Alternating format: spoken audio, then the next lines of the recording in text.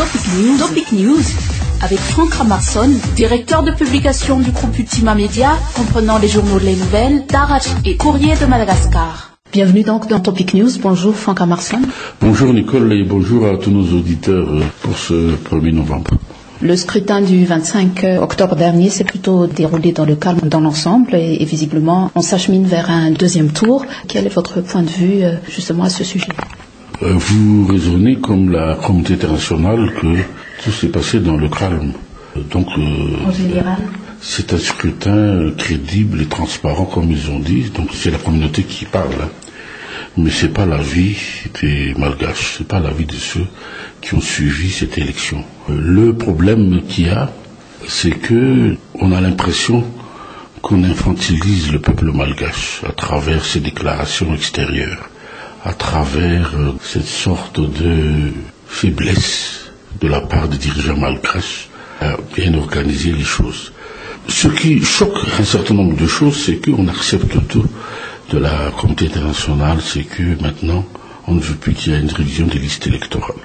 On ne veut plus donc intégrer ceux qui n'ont pas été recensés par la CENIT. Je dis bien la CENIT qui est financée par la communauté internationale. Donc la CENIT n'a pas fait son travail correctement d'après beaucoup de gens. Et on a une tendance à rejeter les responsabilités les uns et les autres, parce que ce qu'il ne faut pas oublier, c'est que si on a mis une commission indépendante pour organiser les élections, c'est pour éviter les fraudes.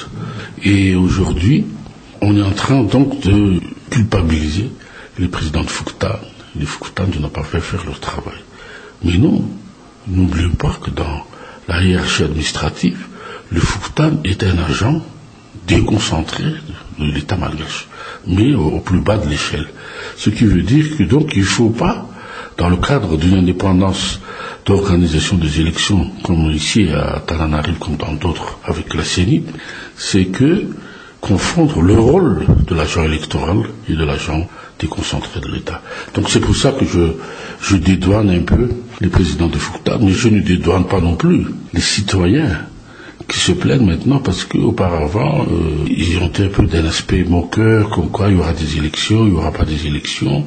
Je me souviens même à un certain moment, parce que les grognards actuellement, par exemple, ce sont les partisans de la mouvance Ravalman, parce que à un moment donné de négociation avec la SADC, Marc Ravalman, avec ses partisans, ont préconisé le boycott. Donc tous ces partisans se sont dit que l'on ne va pas voter le 25 octobre, donc on ne va pas s'inscrire.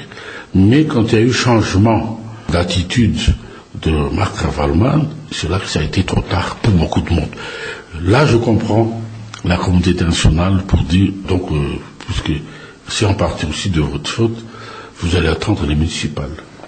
Cette décision de la CENIT et du gouvernement de ne plus réviser la liste électorale va faire des mécontents qui pourraient aussi créer des troubles. Ça va faire des mécontents, c'est sûr.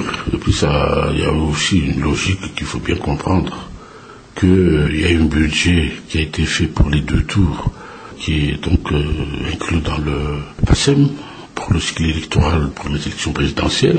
Il va sans dire que si on commence à arriver à faire une révision des listes électorales, à intégrer ceux qui n'ont pas été inscrits, il y aura donc ce que j'appellerais un surplus budgétaire que la communauté internationale ne veut pas financer.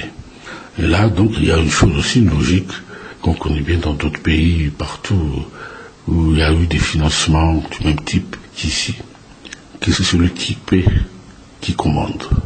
Donc il ne faut pas se leurrer à faire des gesticulations gauche à droite. Il y aura des mécontents, c'est sûr, mais il faut donc, comme ils disent, s'en tenir à ce qui a été organisé jusqu'à présent. Peut-être la chose que l'on devrait voir, c'est qu'il y en a qui sont dans la liste électorale, mais qui n'ont pas de carte électorale. Il y en a de carte électorale, mais qui ne sont pas dans la liste. Peut-être à ce niveau-là, il y a un repêchage possible à faire, dans le sens où on peut aller au tribunal pour statuer de leur cas. Mais à part ça, donc, que ceux qui se plaignent qui n'ont pas de carte, qui n'ont pas été sur la liste, donc là, je pense qu'il y a un peu aussi de leur faute.